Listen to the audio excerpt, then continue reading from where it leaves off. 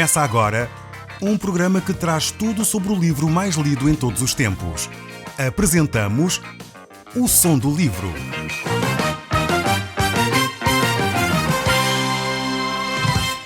Seja muito bem-vindo. Neste podcast vai encontrar o livro mais conhecido e lido em todo o mundo. Vamos levá-lo numa viagem pela história da humanidade. Este é um audiolivro para si, para a sua família e sociedade em geral. Contextualização e comentários de Paulo Chaveiro. Caro amigo, nós hoje estamos no primeiro livro de Coríntios e já vamos no capítulo 12 deste mesmo livro. Nós no último programa começámos a analisar este capítulo e estivemos a ver estes textos até o verso 8. Hoje eu gostaria de ver consigo os restantes versos deste capítulo, do verso 8 até ao 31. Eu gostaria de começar a ler o quanto antes, pois hoje temos muitas lições para aprender neste texto. Eu espero que você esteja tão entusiasmado quanto eu ao nos aproximarmos das páginas da Bíblia. Então eu recomendava que você pudesse abrir a sua Bíblia em livro de 1 Coríntios, no capítulo 12, e vamos ler a partir do verso 8. Diz assim a palavra do nosso Deus: Porque a um é dado mediante o Espírito a palavra de sabedoria, e ao outro, segundo o mesmo Espírito, a palavra do conhecimento, ao outro, no mesmo Espírito, a fé, e ao outro, no mesmo Espírito, dons de curar, ao outro, operações de milagres, e ao outro, profecia, ao outro, discernimento de espíritos, e a um, variedade de línguas, e ao outro, capacidade para interpretá-las. Mas um só e o mesmo Espírito realiza todas estas coisas, distribuindo-as como lhe apraz, a cada um individualmente. Porque assim como o corpo é um e tem muitos membros, e todos os membros, sendo muitos, constituem um só corpo, assim também com respeito a Cristo. Pois em um só Espírito todos nós fomos batizados em um corpo, quer judeus, quer gregos, quer escravos, quer livres. E a todos nós foi dado beber de um só Espírito. Porque também o corpo não é um só membro, mas muitos. Se disser o pé, porque não sou mão, não sou do corpo, nem por isso deixa de ser do corpo. Se o ouvido disser, porque não sou olho, não sou do corpo, nem por isso deixa de o ser. Se todo o corpo fosse olho, onde estaria o ouvido? E se todo fosse ouvido, onde estaria o olfato? Mas Deus dispôs os membros, colocando a cada um deles no corpo como lhe aprouver.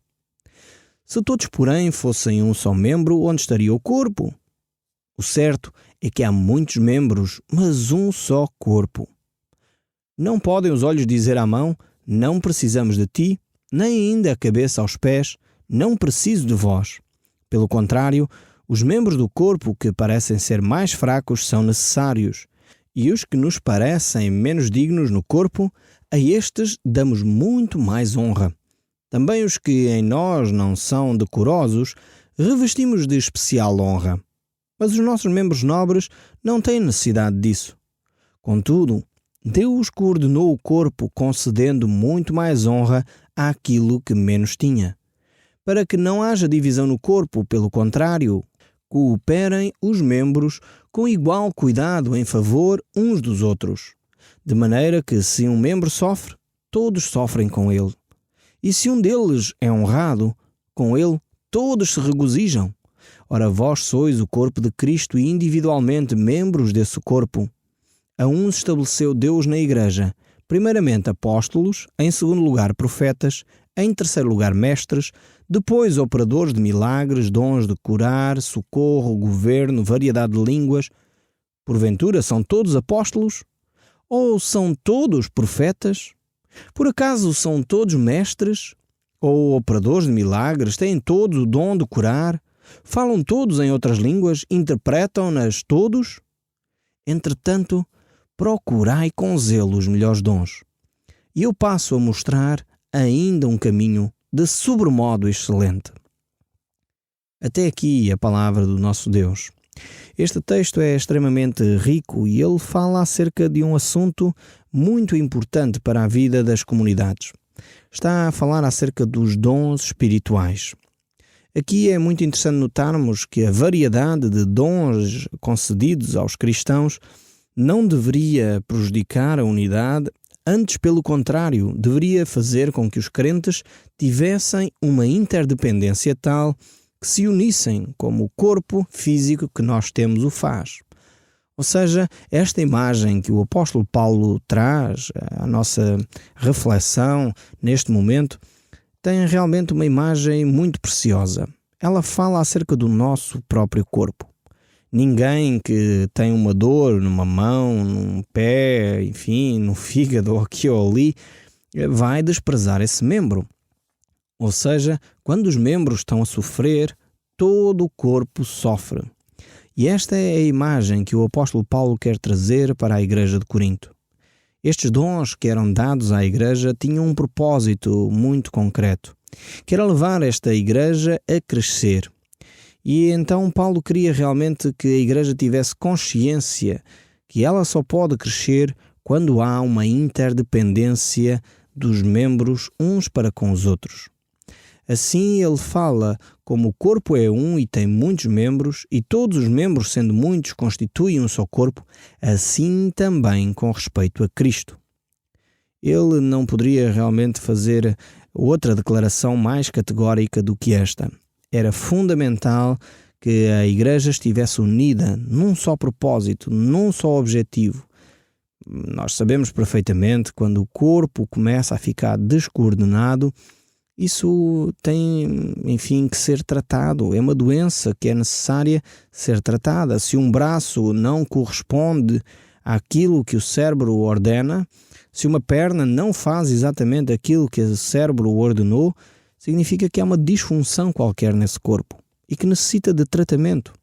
Infelizmente, nós sabemos que há pessoas que sofrem desse tipo de distúrbios e são pessoas que realmente precisam de ser apoiadas de uma forma eficaz e de uma forma terapêutica também. Muitas vezes é necessário fazer fisioterapia, ginástica, medicação, para que o corpo volte a ter alguma estabilidade.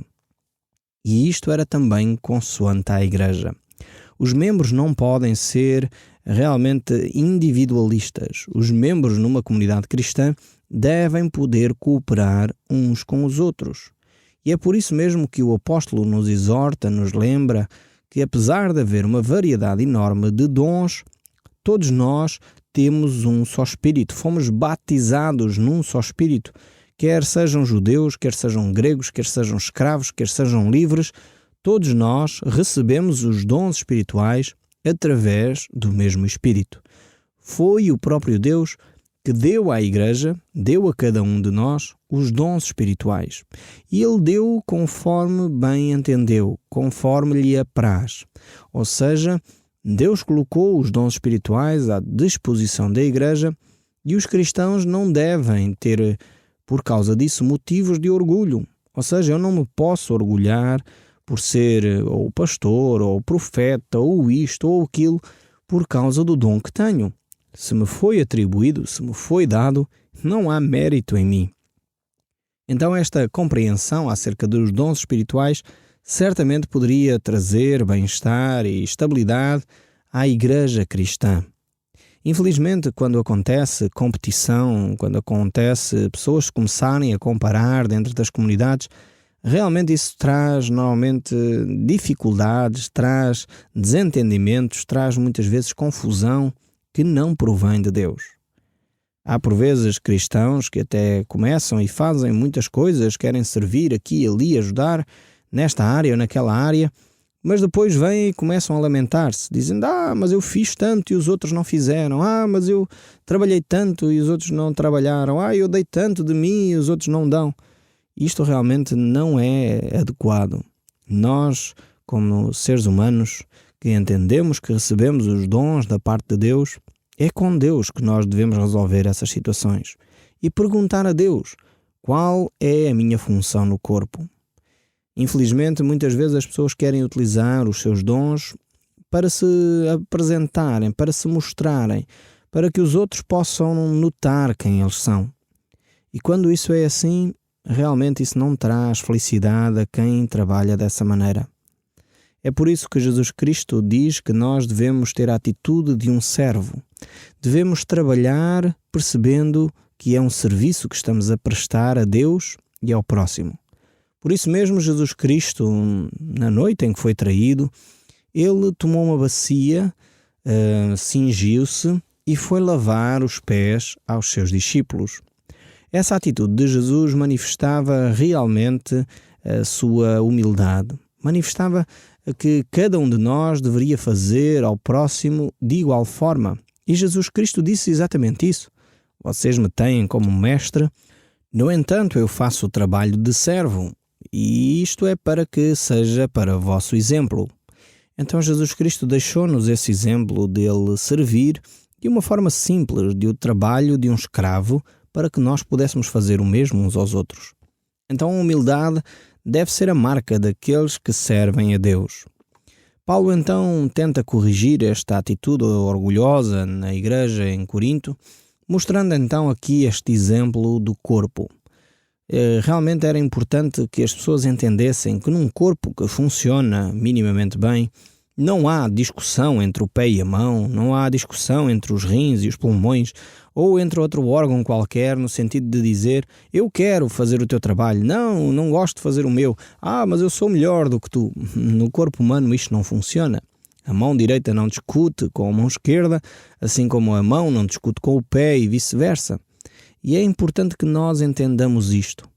E quando nós percebemos que um corpo bem ajustado é realmente um corpo funcional e que pode ser muito utilizado por Deus, certamente começamos a fazer a nossa parte e fazê-la bem feita, como para Deus e não para os homens. Para que Deus seja honrado e não para que eu seja, glorificado, ou seja encorajado, ou seja animado por aquilo que estou a fazer. Eu estou a fazê-lo para Deus e por Deus. E quando eu estou a agir dessa maneira, a recompensa vem realmente da parte do próprio Deus. É muito importante nós entendermos como é que isto funciona, como é que Deus vê a sua igreja. E não devemos ser nós a criar esse tipo de ambientes, esse tipo de competição que muitas vezes é destrutivo dentro de uma comunidade. Vemos que aqui o apóstolo Paulo vai apontar várias faltas, várias falhas. E ele aponta aqui uma outra falha, é que um órgão de um corpo, quando despreza o outro elemento, dizendo que não precisa dele, porque pensa que, somos todos parte integrante do corpo e não entendemos que dependemos uns dos outros, realmente isso provoca uma dificuldade na própria evolução do corpo. É falta de bom senso quando qualquer membro de uma comunidade pensa que pode desprezar o outro. Pensa que o outro elemento não é fundamental na nossa comunidade. Devemos mudar este nosso conceito. Todos nós, como membros de um corpo, fazemos parte de uma comunidade e devemos identificar-nos com essa comunidade. Hoje temos um fenómeno um pouco, generalizado de pessoas que ora frequentam uma comunidade, ora frequentam outra, ora vão a outra e não se querem identificar com nenhuma comunidade, com nenhum corpo local. É importantíssimo, se você está nessa circunstância, que possa tomar uma decisão de se identificar com uma comunidade local, fazer parte dessa mesma comunidade e envolver-se ativamente para benefício dessa comunidade.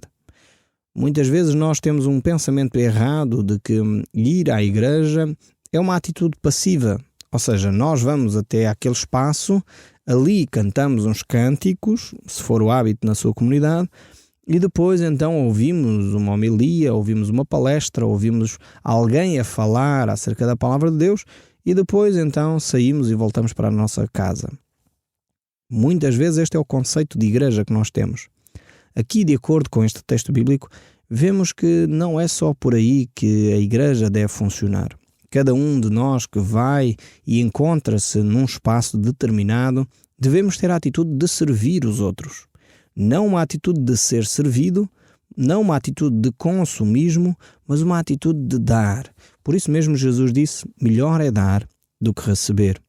Então é importante revolucionarmos esta nossa perspectiva de ir à igreja. É uma atitude de oferta, uma atitude de ação da nossa parte, de nos envolvermos em alguma área que seja útil à comunidade e não de estarmos receptivos e simplesmente estarmos com interesse de nós recebermos da parte dos outros. Essa seria uma atitude bastante egoísta. Todos os órgãos do nosso corpo, se tivessem simplesmente a função de receber algum benefício dos outros, o nosso corpo simplesmente paralisava. Era necessário que os membros funcionem, façam a sua parte no corpo. E por isso mesmo o apóstolo Paulo vai agora descrever uma listagem de dons. Ele então coloca aqui alguns dons e vai falar acerca deles. Por exemplo, palavra de sabedoria. Ele começa por dizer, e temos aqui então esse termo, palavra de sabedoria. O que é isto então? Que dom espiritual é este? Primeiro é necessário dizer que dom espiritual é uma capacidade sobrenatural que Deus nos concede, que nos faz fazer alguma coisa melhor do que todos os outros. Então é este conceito que nós estamos a trabalhar. Dom é uma capacidade especial que Deus nos dá, individualmente, como já vimos no texto atrás, que nos faz ter uma habilidade bastante mais apurada do que todos os outros. Então, temos aqui algumas nomeações, alguns dons que foram listados pelo apóstolo Paulo. Ele diz palavra de sabedoria. Então, palavra de sabedoria é uma capacidade especial de dar uma palavra que faz realmente uma diferença no momento-chave. É como diria o próprio grande Salomão, que é como maçãs de ouro em salva de prata. Palavra sábia é isto. É aquela palavra no momento certo, na altura-chave. Aquela palavra que realmente toca fundo quando nós estamos num momento de crise. Isto é palavras de sabedoria. Há pessoas que realmente têm este dom, esta capacidade especial de ser sábias nos seus conselhos, de ser sábias na forma como entregam determinadas palavras. E como eu disse, aqui, de acordo com os textos bíblicos, isto é um dom especial dado por Deus. Um outro é a palavra de conhecimento. É alguém que tem um profundo conhecimento da palavra de Deus e utiliza esse profundo conhecimento no momento oportuno. É muito semelhante às palavras de sabedoria, mas tem mais a ver com o conhecimento das Escrituras. Depois temos o dom especial da fé.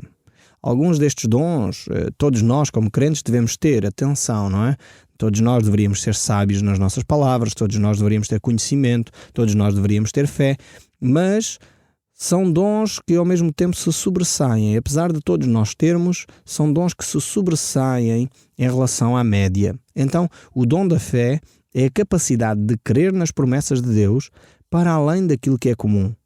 E pela sua oração, mover montanhas, utilizando aqui a linguagem de Jesus, e operar milagres. Realmente esses milagres acontecem pela oração e intercessão dessa pessoa que tem essa fé. Então fé é realmente a capacidade sobrenatural de crer além do que os crentes comuns já creem. Então é interessante ver este dom de fé aqui. Também o dom de curar. É uma capacidade sobrenatural para trazer saúde integral às pessoas, seja ela física, psíquica, emocional, espiritual. Então este dom de curar, há pessoas que têm realmente esta capacidade de estar ali uma hora talvez com outra pessoa que está angustiada, a sofrer de uma depressão, e essa pessoa sai dali bastante mais encorajada, sai dali, diríamos, curada emocionalmente, porque alguém teve este dom, teve a capacidade de tocar a alma desta pessoa. Então é um dom especial de curar as pessoas. A operação de milagres, semelhante um pouco ao dom de curas, mas também vai mais além, não se limita simplesmente à doença física, ainda que muitas vezes ocorria nesta área, neste campo, mas vai para além das doenças. Então, a operação de milagres. Profeta é aquela pessoa que, de alguma forma, recebe revelação de Deus, revelação especial da parte de Deus, para, no momento-chave, apresentar a vontade de Deus à igreja. Eu quero distinguir aqui o dom de profecia, o dom de profeta, do dom de vidência. O Velho Testamento faz esta distinção entre o vidente e o profeta. Muitas vezes a mesma pessoa tem estes dois dons, o dom de profecia e o dom de vidência. O dom de vidência refere-se ao futuro. O dom de profeta refere-se a alguém que profere, que diz a palavra de Deus, declara a vontade de Deus. Então muitas vezes confunde-se dom de profecia com dom de vidência. E infelizmente muitas vezes as pessoas pensam que profetizar é falar alguma coisa sobre o futuro, quando na realidade profetizar é declarar aquilo que Deus já declarou. Isto é o que é o dom de profecia nas Escrituras. Discernimento de espíritos é a capacidade de perceber se uma determinada palavra provém de Deus, dos homens ou é de Satanás. Então é alguém que tem esta sensibilidade espiritual para analisar o que é que está a acontecer, de onde provém, qual a fonte. Variedade de línguas é a capacidade de falar numa língua estranha àquela que aprendeu, onde nasceu. E depois interpretação de línguas é a capacidade de colocar numa linguagem compreensível a toda a igreja aquilo que está a ser dito por aquela pessoa que tem o dom de línguas.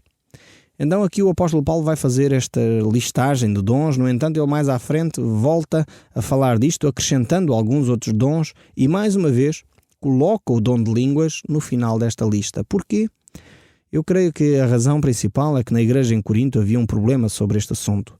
Havia pessoas que valorizavam, e por isso o apóstolo Paulo vai dedicar este capítulo 12, 13, 14 a este assunto. Havia pessoas que hipervalorizavam o dom de línguas. E é necessário que ele mostre que há uma variedade enorme de dons e que o dom de línguas é mais um dom que Deus deu à igreja. E é necessário que a igreja entenda isso. Por isso mesmo ele diz que o corpo não deve desprezar o outro. O ouvido não deve desprezar o olho não deve desprezar o ouvido e cada um faz parte integrante deste mesmo corpo. Há uma variedade de membros, mas há um só corpo. E esta era a mensagem que o apóstolo Paulo queria deixar para a igreja em Corinto. É a mesma mensagem que Deus quer deixar para si neste momento.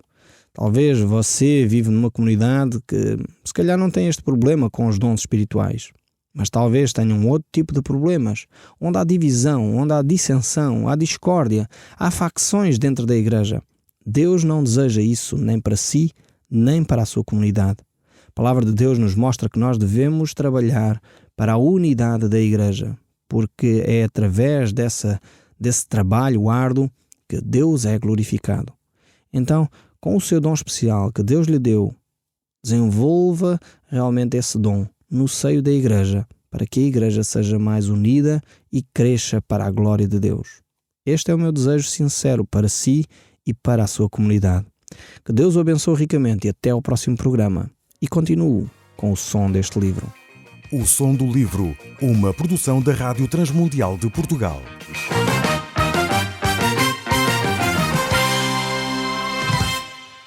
RTM. Conhece todos os nossos programas em rtmportugal.org. Uma produção da Rádio Transmundial de Portugal.